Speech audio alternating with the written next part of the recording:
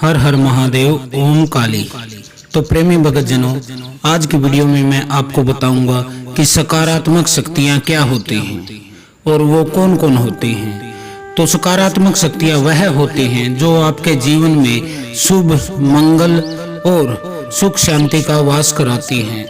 वह आप पर पॉजिटिव कृपा करती हैं, जैसे कि आपके अंदर पॉजिटिव विचार पैदा होते हैं। हमेशा आप सकारात्मक और रचनात्मक चीजों के बारे में सोचते हो, आप हमेशा तरक्की की बात करते हो। तो वह सकारात्मक शक्तियां होती हैं जो आपकी तरक्की में, आपके जो है उन्नति में आपकी मदद करती हैं।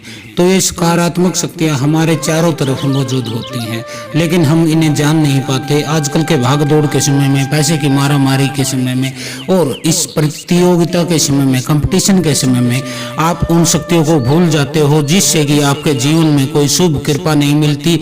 जो बैकअप था वह खत्म हो जाता है और जो बूस्ट करती थी, आपको धक्के देती थी शक्तियां विकास के मार्ग पर, वह अपने हाथ खड़े कर लेती है, आपको अपनी कृपा नहीं देती और आप जीवन में भटकते रह जाते हो। अभाव आपके जीवन में इतना आ जाता है कि तो कई आदमी तो ऐसे हैं कि उनका मर जाने का मन करता है, क्योंकि उनके जेब में न फूटी कौड़ी होती है, न समाज में उनकी कोई इज्जत होती है, न ही उनके घर में सुख शांति रहती है, क्लेश रहता है। तो इस तरह से सकारात्मक शक्तियां आपके हित में काम करती हैं।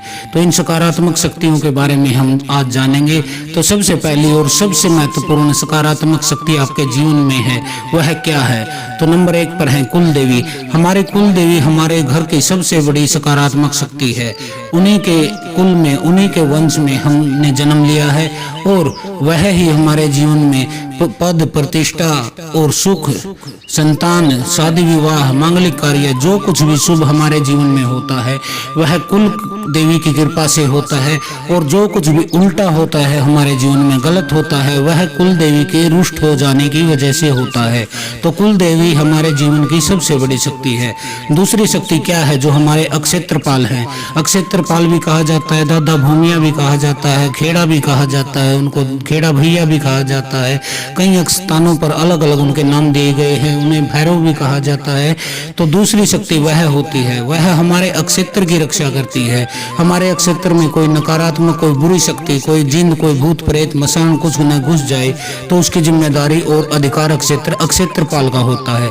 तीसरे नंबर पर जो शक्ति है वह है माता मदानन, जिन्हें चौराहे वाली भी कहा जाता है, माता मसाणी भी कहा जाता है, जिन्हें माता मरी भी कहा जाता है, कई जगह पर माता मदानन कहा जाता है, कालर वाली माता कहा जाता है।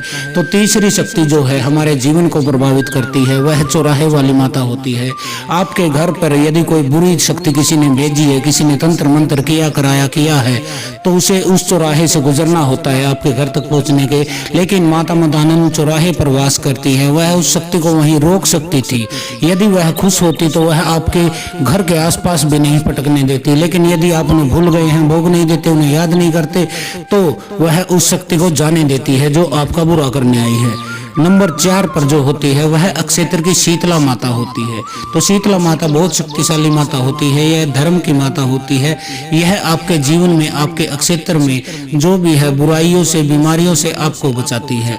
अगर यह खुश है तो आपको पता नहीं कहां से कहां पहुंचा देती है, और यदि यह रुष्ट हो जाती है, क्रोधित हो जाती है, तो फिर न आप इनके बेटे न ये आपकी माता 3 सेकंड में आपको मार सकती हैं।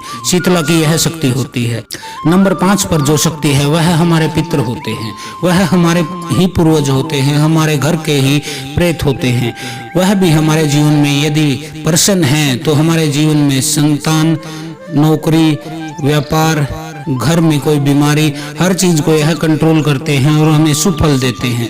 लेकिन यदि आप पितर को नाराज कर देते हैं, उन्हें याद नहीं रखते, उनके कपड़े नहीं देते, उनका भोग नहीं देते, तो वह किसी आपके पड़ोसी के प्रेत को साथ ले आकर आपके घर में लाकर उसको फिट कर देते हैं और आपको दंड देते हैं, आपसे बदला लेते हैं।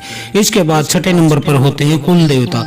कुल देवता आपके कोई भी हो सकते हैं, कोई वीर भी हो सकते हैं, कोई ब्रह्म देवता भी हो सकते हैं, कोई मसान भी हो सकते हैं। अलग अलग क्षेत्रों में कुल देवता अलग अलग हैं। जैसे वीर होते हैं, जाहर वीर गोगा पीर हो गए, नाहर सिंह वीर हो गए, सबल सिंह हो गए, वीर तेजा जी हो गए। इस तरह अनेक वीर हैं जो कुल देवता भी होते हैं और अक्षेत्र के लोक देवता के रूप में भी जाने जाते हैं। ये बड़े जद्दी होते हैं, युद्ध ये लड़ते हैं और ये पीछे नहीं हटते हैं। ब्रह्म देवता जो होते हैं वो पीपल के पेड़ पर वास करते हैं। ये किसी ब्राह्मण जो ज्योतिष में पारंगत थे, पूजा पाठ में पारंगत थे, वह मृत्यु के बाद ब्रह्म देवता के रूप में चले जाते हैं। इसके अलावा यह ब्रह्म बाबा होते हैं, वह भी एक शुद्ध शक्ति है जो आपके जीवन में आपके बुराइयों को हटा सकते हैं। यह हनुमान जी के, श्री राम जी के भगत होते हैं। तो नंबर 7 पर होता है कोई सिद्ध धाम। जैसे आपके क्षेत्र में, आपके गांव में किसी बाबा का कोई डेरा हो, कोई अखाड़ा हो, कोई धाम हो, वह भी सकारात्मक शक्ति के रूप में गिना जाता है। इनमें नाथ डेरे हो सकते हैं, गिरी डेरे हो सकते हैं और दास डेरे हो सकते हैं। इनमें जो बाबा जी गद्दीसीन होते हैं उनके नाम के साथ नाथ लगता है। जैसे गुरु गोरखनाथ, गुरु मचंद्रनाथ, वो नाथ की परंपरा में आते हैं। फिर गिरी होते हैं दूसरे, जैसे कि चंद्रगिरी, सूर्यगिरी, तो उनका गिरी लगता है। तो तीसरे होते हैं दास, जैसे कि कबीर दास, रहीम दास, रामदास, कृष्णदास, हनुमान दास, इस तरह से दास होते हैं। तो ये इस तरह के कोई सिद्ध धाम, कोई बाबा जी का आपके डेरा है तो वह भी सकारात्मक शक्ति में गिना जाता है जो आपके जीवन को प्रभावित करता है। इसके अलावा होते हैं इष्ट देव। आप जिसकी पूजा करते हो, जो आपके पूज्यमान देवता है, जिसकी आप पूजा करते हो, जैसे आप भगवान शिव की पूजा करते हैं, आप देवी काली की पूजा करते हैं, आप खाटू श्याम की पूजा करते हैं, आप बालाजी जाते हैं, सालासर बालाजी की पूजा करते हैं, रामदेव बाबा की पूजा करते हैं, आप किसी भी अन्य कृष्ण भगवान हो गए इसमें, तो इनमें से किसी की भी आप पूजा करते हैं तो वह आपके इष्ट देवता होते हैं और इनके आशीर्वाद से आपके जीवन में सब कुछ अच्छा चलता है। और ये नाराज होते हैं तो आपके जीवन में बुरा होने लगता है। लेकिन इन की कृपा आप तक तब पहुंचती है जब मैंने अन्य जो गिनाए हैं, कुल देवी और पितर, ये आपके इसको कंट्रोल करते हैं चीज को। अच्छा, जब कोई प्रभाव आपकी तरफ आता है तब भी कुल देवी की महत्वपूर्ण उसमें अनिवार्यता होती है और बुरा घटित होता है तब भी कुल देवी का हाथ होता है। तो कुल देवी यदि प्रसन्न है तो आप अपने इष्ट की कृपा भी प्राप्त कर सकते हैं। इसके बाद 9वीं शक्ति है जो सकारात्मक शक्ति आपके जीवन में है, वह है आपके माता पिता। उनसे बड़ी सकारात्मक शक्ति और उनसे बड़ा देवता आपके जीवन में कोई दूसरा हो ही नहीं सकता।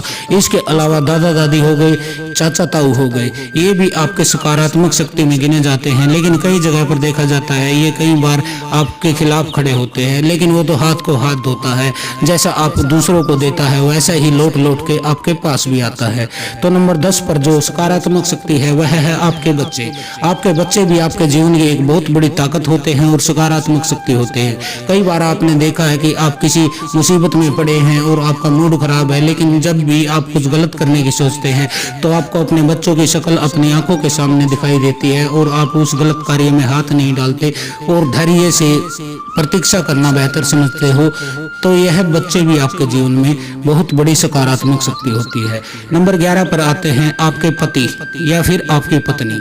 पति हो या पत्नी, दोनों ही आपके जीवन में बहुत बड़ी सकारात्मक शक्ति होते हैं।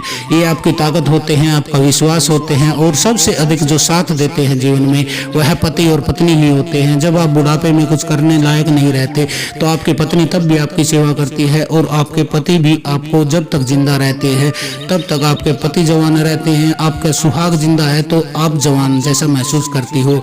लेकिन दोनों में से यदि कोई एक चला जाए तो दूसरा भी जल्दी बूढ़ा हो जाता है और मृत्यु को प्राप्त हो जाता है। तो नंबर 12 पर जो शक्ति है वह सकारात्मक शक्ति है आपके भाई या बहन। वह भाई भी हो सकता है और बहन भी हो सकती है, लेकिन वह कवारे होते हैं तब अधिक प्रभावी होते हैं, क्योंकि शादी के बाद तो कौन किसका होता है, सबके अपने घर लग जाते हैं।